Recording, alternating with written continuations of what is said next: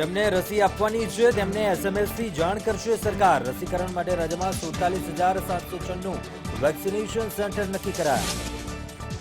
સુરતના ઉધનામાં સર્વિસ રિવોલ્વરથી ગોળી મારી મહિલા પોલીસકર્મીનો આપઘાત, ડાયરીમાં લખ્યું જીવવું અઘરું છે। અમદાવાદમાં દારૂની હેરાફેરી કરતા 2 પોલીસકર્મીની ધરપકડ, લોકડાઉનમાં ફૂટ્યો હતો ભાંડો। ભાવનગરમાં આધાર કાર્ડ કઢાવવા મસમોટી રકમ લેવાતી હોવાનો પર્દાફાશ, ઓડિયો વાયરલ રહ્યો, પોલીસ કાર્યવાહીની જોવાઈ રહી છે રાહ। રાજકોટમાં શાકભાજીનો ભાવ આસમાને, ફુલાવર, વટાણા, કોબીજ, મેથી, પાલક સહિતના શાકભાજીના ભાવ વધ્યા, ગૃહિણીઓમાં ચિંતા। રાજ્યમાં છેલ્લા 24 કલાકમાં કોરોનાના નવા 1,514 કેસ સાથે કુલ કેસ 2,17,333, વધુ 15 દર્દીના મૃત્યુ।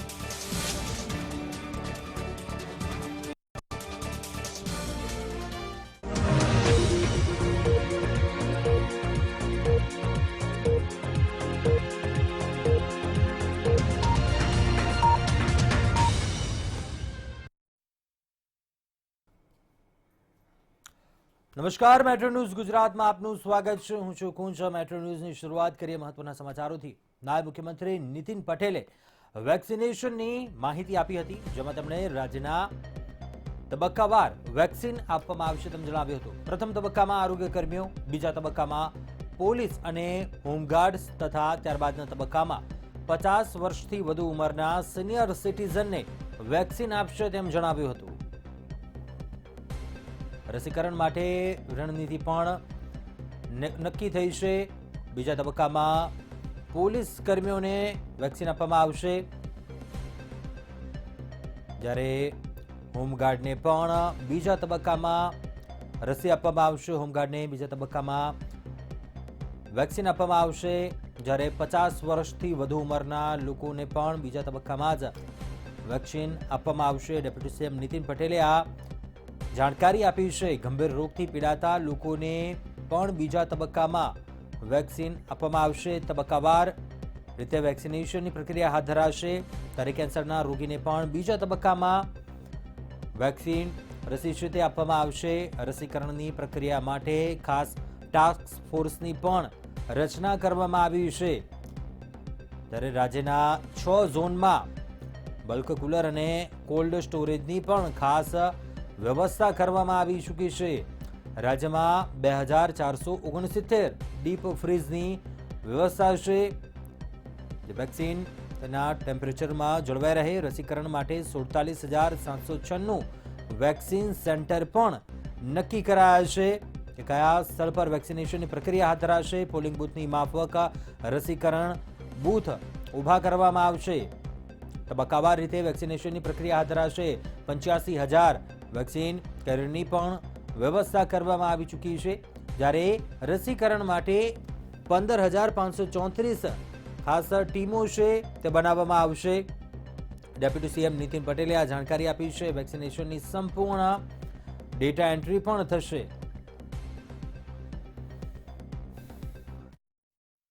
સચિવ શ્રી સમગ્ર રાજ્યમાં નાગરિકોને જે પ્રમાણે નક્કી થાય એ પ્રમાણે રસીકરણ કરવા માટેની વ્યવસ્થા છેક ગ્રામ્ય સ્તર સુધી ગોઠવવા દરેક જિલ્લાના કલેક્ટરશ્રીઓ, મ્યુનિસિપલ કોર્પોરેશનના કમિશનરશ્રીઓ, અમારા આરોગ્ય વિભાગના અધિકારીઓ સાથે સંકલન કરી રહ્યા છે।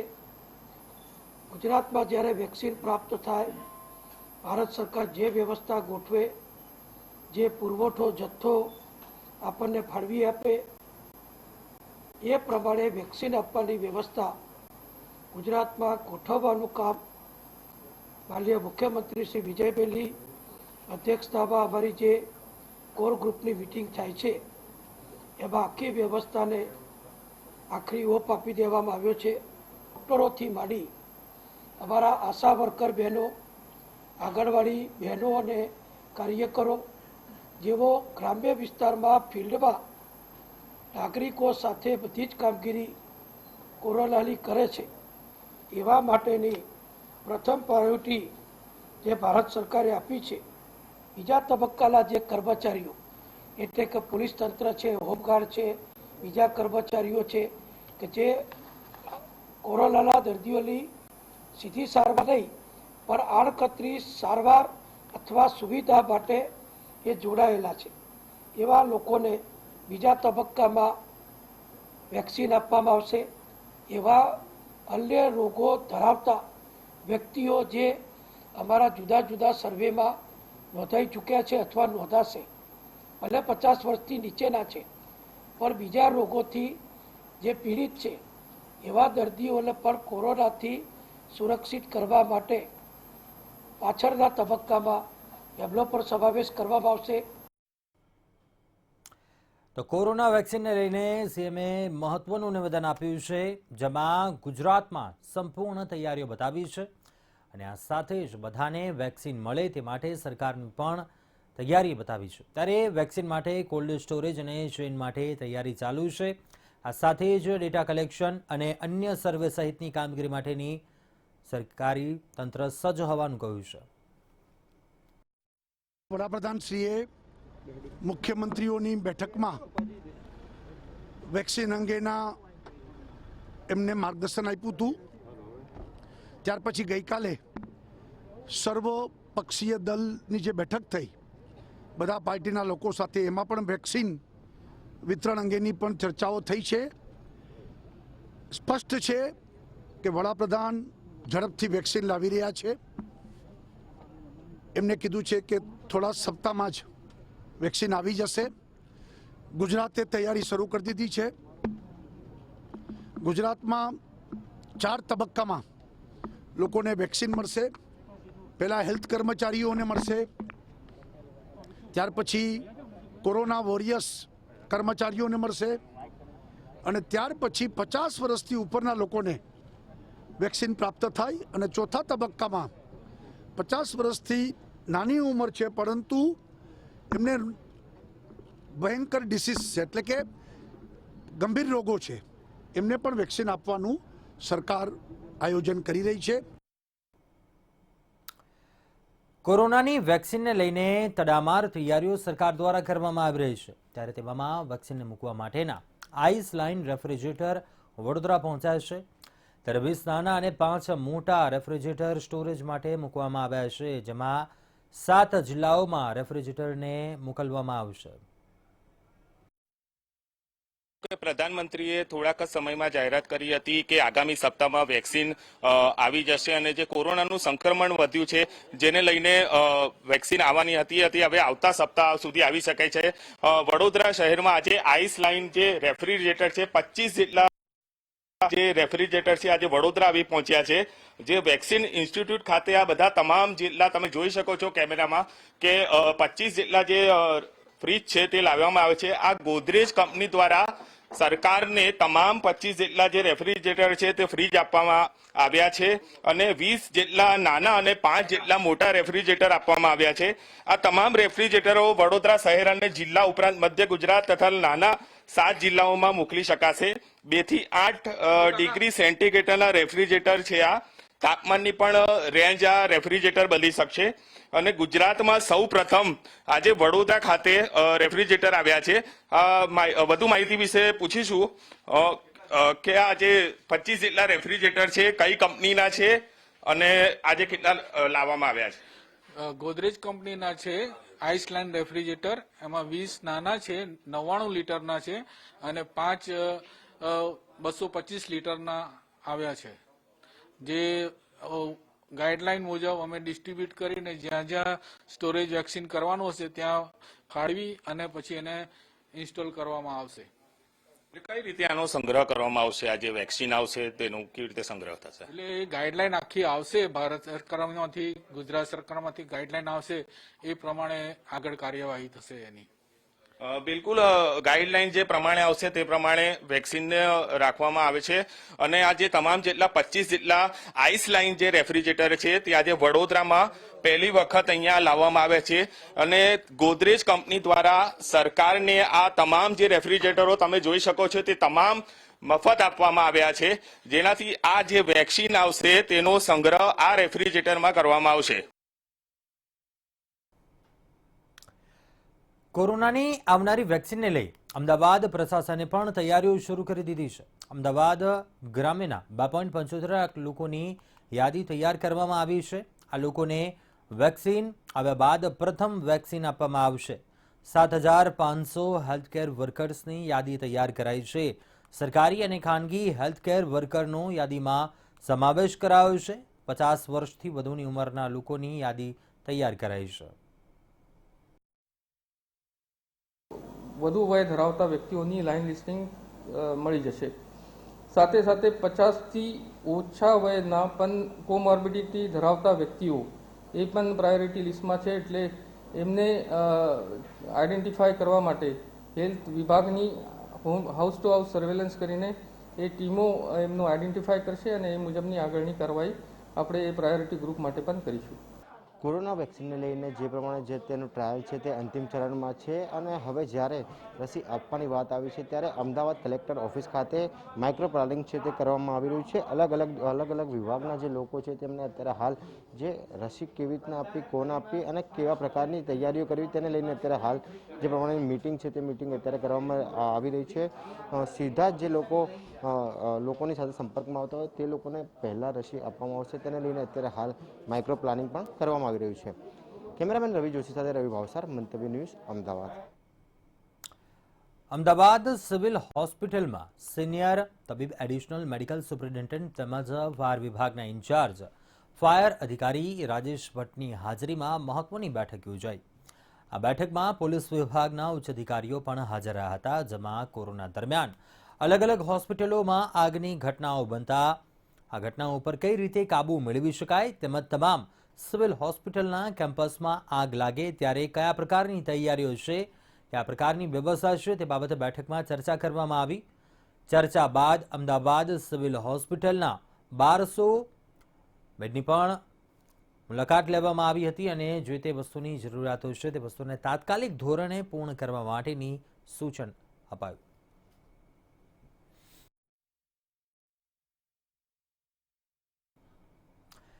એક તરફ કોરોનાનો કહેર યથાવત છે અને હજુ પણ નેતાઓ સહિત ઘણા લોકો તેમની બેદરકારી બતાવી રહ્યા છે. ત્યારે હવે નેતાઓ બાદ જનતાનો સરઘસ કાઢવાનો વિડીયો સામે આવ્યો છે. ગાંધીનગરના ગિયોડ ખાતે સામાજિક અંતરનો ભંગ જોવા મળ્યો. ગાંધીનગર મેચ ટુર્નામેન્ટમાં વિજેતા ટીમે વિજય સરઘસ નીકાળ્યું હતું. જનતાની આ બેદરકારીનો વિડીયો વાયરલ થયો છે. એક દિવસ અગાઉ રાત્રિનો આ વિડીયો હોવાનું અનુમાન છે. વિડીયોને લઈ જિલ્લા પોલીસ વડાએ તાત્કાલિક તપાસના આદેશ આપ્યા છે અને તરત જ ડિવિઝન ડીવાયએસપીને તપાસ રિપોર્ટ સોંપવાનો આદેશ કર્યો છે. એટલું જ નહીં પણ ડીવાયએસપીએ સ્થાનિક પોલીસ પાસે પણ આ અંગેની વિગતવાર માહિતી માંગી છે. એસપી સાહેબ શ્રી મયુર ચાવડા સાહેબે આ અંગે તપાસના આદેશ પણ આપવામાં આવેલ છે. આ અંગે ચિલોડા પોલીસ સ્ટેશન નો ગિયોડ ગામનો વિડીયો છે. ક્રિકેટ મેચ પછી આ લોકોએ વગર પરવાનગીએ ડીજે મ્યુઝિક સિસ્ટમ વગાડેલી અને મોટરસાયકલની રેલી કાઢવામાં આવે. આ અંગે ચિલોડા પોલીસ સ્ટેશનમાં ગુનો પણ દાખલ કરવામાં આવેલ છે. ગઈકાલે પણ ચિલોડા પોલીસ સ્ટેશન તરફથી એમને માલુમ પડતા ત્યાં ગયેલા, ત્યારે આ લોકો ભાગી ગયેલા, ત્યારે કોઈ હતા નહીં. બાદમાં આ લોકોએ રાત્રિના વિજયના ઉન્માદમાં ડીજે વગાડીને રેલી કાઢે. તો આગળ અન્ય બ્રેકિંગ ન્યૂઝ સામે આવી રહ્યા છે. સ્થાનિક સ્વરાજ્યની ચૂંટણીના મુદ્દાને લઈને આ મહત્વપૂર્ણ સમાચાર. સ્થાનિક સ્વરાજ્યની ચૂંટણીને લઈ રાજ્ય સરકારે કરેલી અરજી પર સુપ્રીમમાં સોમવારે ફેસલો આવશે. કોર્પોરેશન અને પાલિકામાં વહીવટદાર નીમવા મુદ્દે ફેસલો આવશે. 15 ડિસેમ્બરે શાસનની મુદત પૂરી થઈ રહી છે. 2015ના હાઈકોર્ટના જજમેન્ટ સામે અરજી કરાઈ છે. જે અરજી મુદ્દે સોમવારે ફેસલો આવશે. મુદત પૂરી થવાથી ચૂંટણી સુધી શું કરવું તે અંગે અસમંજસ છે. વહીવટદાર નિમાશે કે વર્તમાન બોડીને કન્ટિન્યુ કરાશે. કોર્પોરેશન અને પાલિકામાં વહીવટદાર નીમવા મુદ્દે ફેસલો આવશે. ઉલ્લેખનીય છે 15 ડિસેમ્બરે શાસનની મુદત છે તે પૂરી થઈ રહી છે. 2015ના હાઈકોર્ટના જજમેન્ટ સામે અરજી થઈ છે. સ્થાનિક સ્વરાજ્યની ચૂંટણીનો મુદ્દો છે. જ્યારે રાજ્ય સરકારે જે અરજી કરી હતી સુપ્રીમમાં સોમવારે તેના પર ફેસલો આવશે.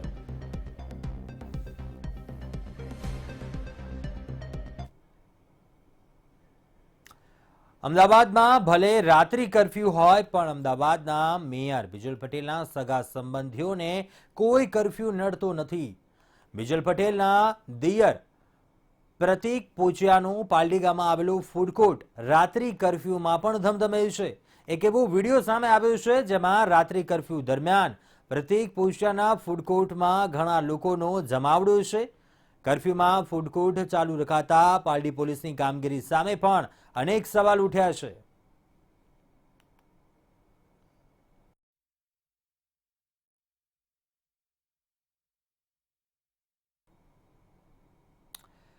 અમદાવાદના ભાઈપુરા હાટકેશ્વર વોર્ડમાં તારીખ 4/12/2020ના રાત્રિના 2 વાગ્યાની આસપાસ સિલ્વર કલરની સ્કોર્પિયો ગાડીમાં 4 જેટલા કસાઈઓ આવીને બિંદાસ ગાયોની તસ્કરી કરી ગયા હતા અને આ અસામાજિક તત્વો પોલીસના રાત્રિ કર્ફ્યુના લીરે લીરા ઉડાવી ગયા. ત્યારે રાતના પોલીસ પેટ્રોલિંગ ઉપર અનેક સવાલો ઉઠ્યા છે. ત્યારે આવનારા દિવસોમાં ખોખરા પોલીસ અને અમદાવાદ શહેરના ઉચ્ચ પોલીસ અધિકારીઓ કોઈ કાર્યવાહી કરશે કે નહીં તે જોવાનું રહ્યું.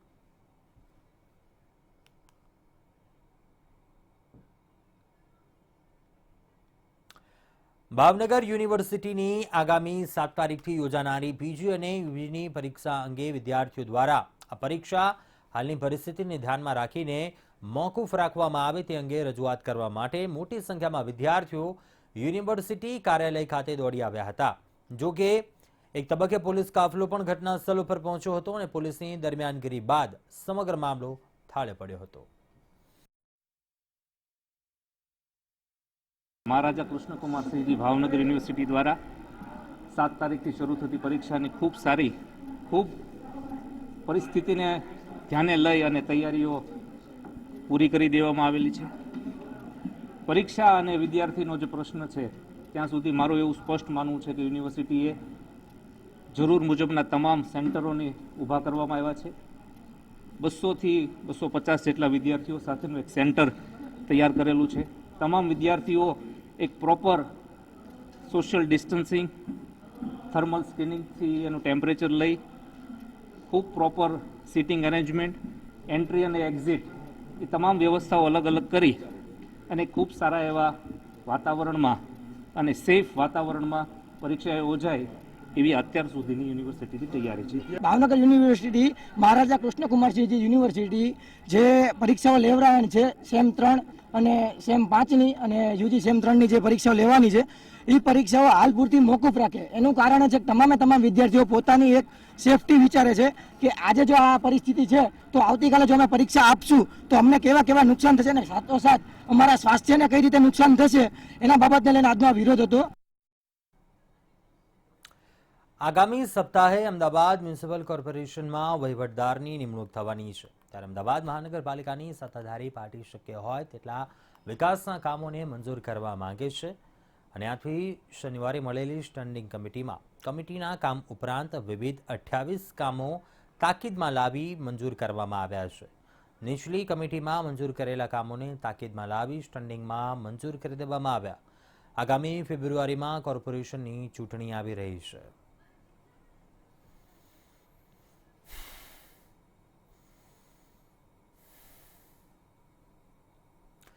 ભાવનગરના મોતીબાગ ખાતે આવેલા આધાર કાર્ડ સેન્ટર ખાતે લોકો પાસેથી આધાર કાર્ડ કઢાવવા માટે મસમોટી રકમની માંગણી કરતો ઓડિયો ક્લિપ વાયરલ થઈ છે.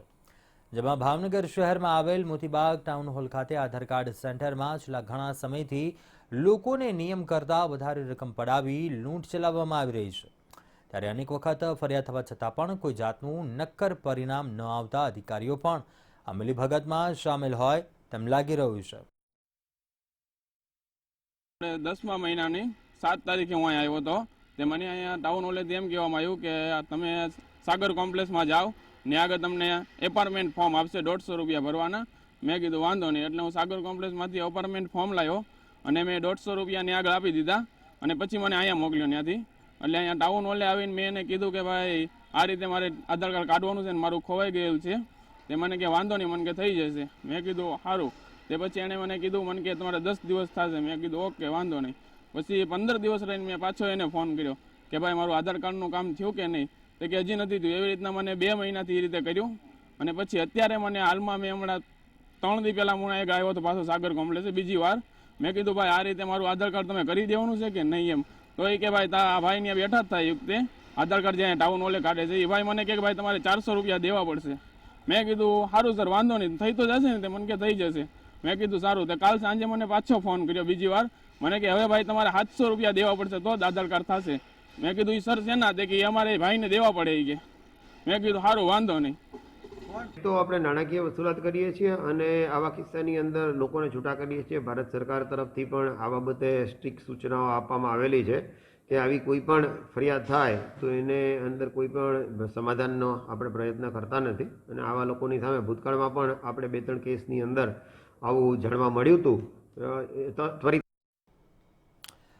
કોંગ્રેસ નેતા અહેમદ પટેલના નિધનથી કોંગ્રેસ પક્ષ શોકમગ્ન છે. અમદાવાદના શહીદ સ્મારક ખાતે યોજાયેલા શ્રદ્ધાંજલિ કાર્યક્રમમાં મોટી સંખ્યામાં લોકો ઉપસ્થિત રહ્યા હતા. અનેક ધર્મગુરુએ પણ ઉપસ્થિત રહીને અહેમદ પટેલને શ્રદ્ધાંજલિ પાઠવી હતી.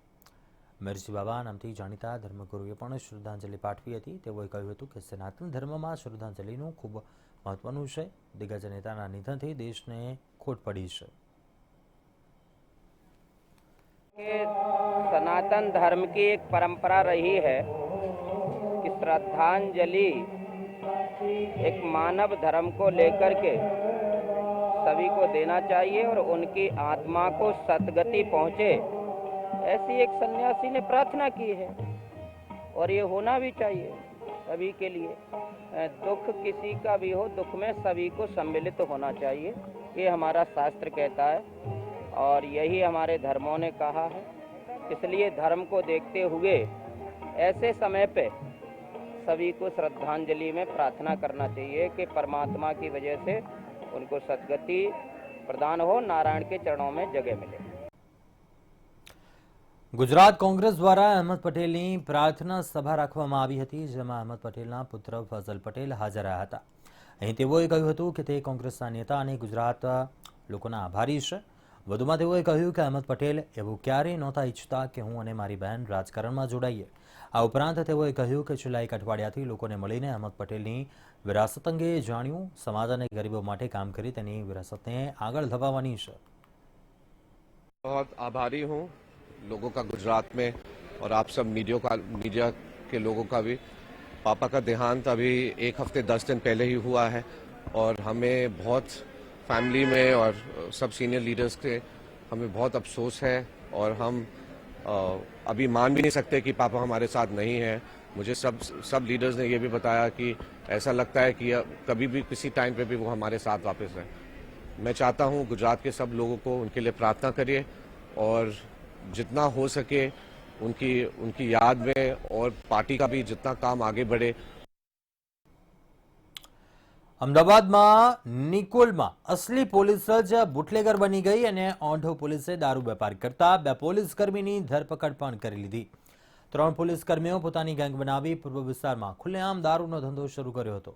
પહેલી નજરમાં બુટલેગર લાગતા બંને આરોપી નિકોલ પોલીસ સ્ટેશનમાં પોલીસના કોન્સ્ટેબલ છે, જેમનું નામ રણજીતસિંહ પાવરા અને યુવરાજસિંહ રાઠોડ, જે છેલ્લા ઘણા સમયથી દારૂની હેરાફેરી કરતા હતા. પરંતુ લોકડાઉન દરમિયાન પોલીસે ચેકિંગ કરતા આ પોલીસ કર્મચારીઓનો ભાંડો ફૂટી ગયો. જેમાં પોલીસ કોન્સ્ટેબલ હિતેશ પટેલ દારૂ જથ્થા સાથે ઝડપાતા આ ત્રિપુટીનો પર્દાફાશ થયો. હિતેશ પટેલની ધરપકડ થતા રણજીતસિંહ પાવરા અને યુવરાજસિંહ રાઠોડ બંને ફરાર થઈ ગયા હતા. 6 મહિના બાદ પોલીસે બાતમીને આધારે બંનેને ઝડપી લીધા છે. ખાખીની ખુમારીને કલંકિત કરનાર 2 પોલીસ કર્મચારીઓને ઓઢવ પોલીસે ઝડપી લીધા છે. આ બંને પોલીસ કર્મચારીઓ અગાઉ નિકોલ પોલીસ સ્ટેશનમાં ફરજ બજાવતા હતા. તે દરમિયાનમાં દારૂ મંગાવવાની બાબતમાં તેમનું ફરિયાદમાં નામ ખુલ્યું હતું. ત્યારબાદ તે બંને પોલીસ કર્મચારીઓ ફરાર હતા, પરંતુ તપાસ દરમિયાન ઓઢવ પોલીસે બંને પોલીસ કર્મચારીઓને પકડી લીધા છે અને જેલ હવાલે કર્યા છે. આ બંને પોલીસના રિમાન્ડ મેળવી હકીકતના મૂળ સુધી પહોંચવા માટે પોલીસે કવાયત શરૂ કરી છે અને હકીકત શું છે, પોલીસની જે દારૂની હેરાફેરી થતી હતી તેની પાછળ આ બંને પોલીસ કર્મચારી સાથે અન્ય કોણ કોણ સંડોવાયેલા છે તે જાણવા માટે કવાયત હાથ ધરી છે.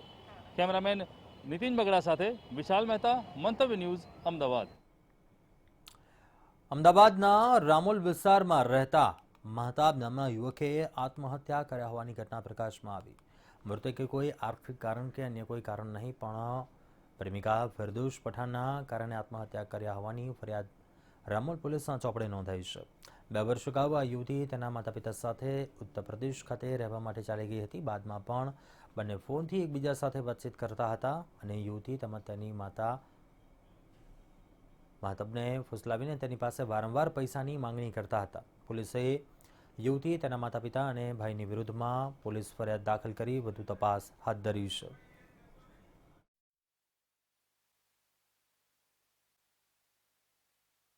વીસના રોજ ફરિયાદી એના મરંજનાનો ભાઈ ફરિયાદી આવેલ પોસ્ટે આવેલ અને જેઓએ હકીકત જાહેર કરતા ફરિયાદ લેવામાં આવેલી. જે ફરિયાદ IPC 316 મુજબ 116 મુજબ ફરિયાદ દાખલ કરી આરોપી 5 હતા જેઓને વિરુદ્ધ કાયદેસર FIR કરવામાં આવી. ત્યારબાદ પૂરતા પુરાવા મેળવી PSI વાઘેલા સાહેબ ના હોય આરોપીને 5/5 નજરકેદમાં રાખેલ છે અને ક્વોરન્ટાઇન રિપોર્ટ કરવામાં આવેલ છે. ક્વોરન્ટાઇન રિપોર્ટ આવ્યા પછી આગળની કાર્યવાહી ધરપકડની કાર્યવાહી કરવામાં આવે છે.